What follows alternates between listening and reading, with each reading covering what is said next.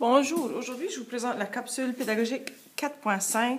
On va voir comment trouver le volume d'un prisme droit à base rectangulaire. Ceci, ça peut être utile lorsque vous voulez savoir combien vous avez besoin de mettre de l'eau dans votre aquarium ou si vous voulez remplir votre piscine l'été, savoir combien de litres, disons, vous avez besoin pour remplir votre piscine. On va voir la formule pour trouver le volume. Le volume est égal à l'aire de la base multiplié par la hauteur. Ça fait l'aire de la base. Ici, on voit, dans ce prisme ici, c'est le fond, multiplié par la hauteur. Pour trouver l'aire de la base, on se souvient que c'est la largeur multipliée par la longueur. Et par la suite, on multiplie par la hauteur pour trouver le volume. Dans ce cas ici, j'ai la longueur de 6 cm, la largeur de 5 cm, et ici, je vois que ma hauteur est de 3 cm. Lorsque je fais mon calcul, je multiplie 6 avec 5, ça me donne 30. Et par la suite, je multiplie l'aire, parce que ceci, ça me donne l'aire de mon prisme. Et là, je le multiplie par la hauteur et ça me donne 90 cm3. Très important, lorsqu'on va trouver le volume, lorsqu'on utilise les centimètres ou des mètres, on le met sous forme de centimètres cubes. Ça veut dire on met un numéro 3 juste à côté de centimètres. Et c'est très important lorsque vous allez faire une évaluation de toujours écrire, lorsque vous écrivez votre réponse, que le volume c'est en centimètres cubes.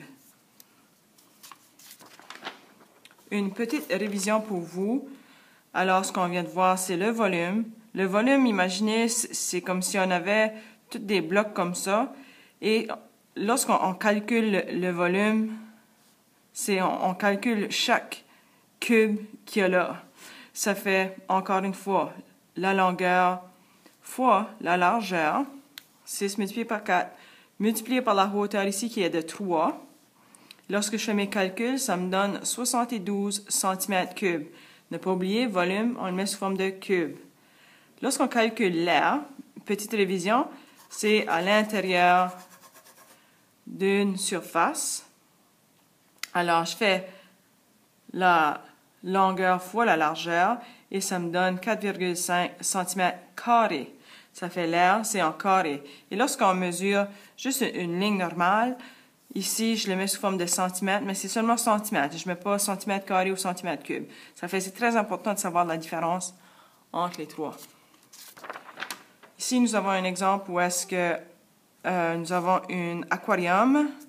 Et ici, dans mon problème, j'ai l'aire de la surface ou d'une surface de l'aquarium. Alors, je fais multiplier 2013 multiplié par, je vois ici que j'ai 30 cm de hauteur. Lorsque je fais mon calcul, ça me donne 60 390 cm3. C'est très important de savoir ici que 1 cm3 équivaut à 1 millilitre. Alors, tout de suite, je peux, en sachant ceci, savoir que dans mon aquarium, j'ai 60 390 millilitres d'eau. Très important, lorsqu'on convertit en centimètres cubes à millilitres, millilitres, on ne met pas millilitres cubes, c'est juste des millilitres.